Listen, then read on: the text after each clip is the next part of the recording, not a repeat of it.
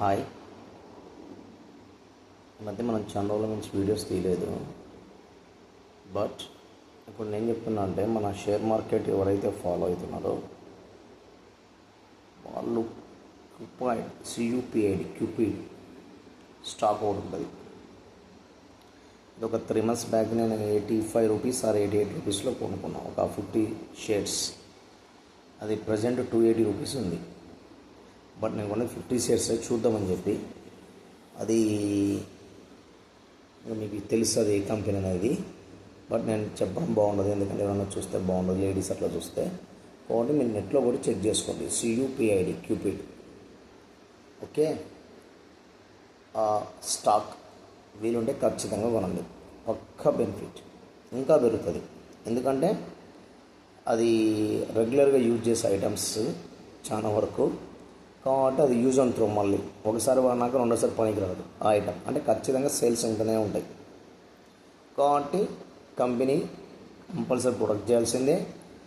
అవి మనం వాడుతుంటారు, మళ్ళీ యూజ్ అండ్ త్రో కేటగిరీకి సంబంధించినవి. కాబట్టి కంపల్సరీ ఆ కంపెనీ మంచి గ్రోత్ ఉంటుంది. నేనైతే ఒక 88 రూపీస్లో 3 months back, maybe 3 or 4 months back కొన్నా. ఒక 50 షేర్స్ కొన్నా, నాకు కొంత లాభం వచ్చింది, అమ్మేసిన. మళ్ళీ 50 షేర్స్ కొంటున్నా, లాభానికి మళ్ళీ అమ్మేస్తున్నా. ఆ విధంగా అది నియర్లీ 290 వరకు వెళ్ళింది.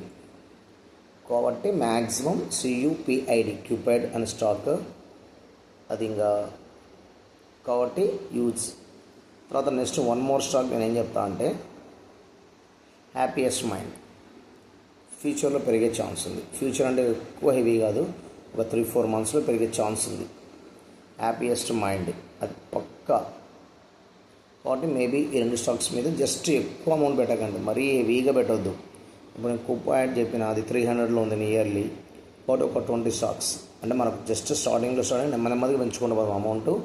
ఎక్కువ అమౌంట్ పెట్టద్దు, ఒక 20 స్టాక్స్ అవి కొనుక్కోండి.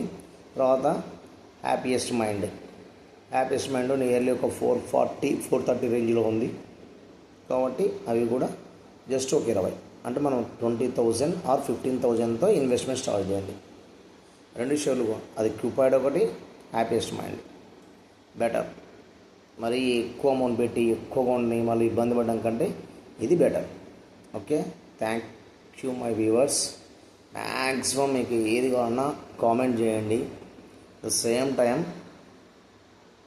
సబ్జెక్ట్ కూడా, ఫిజిక్స్ సబ్జెక్ట్ కూడా మనం క్లాస్ ట్రీట్ చేసుకుందాం.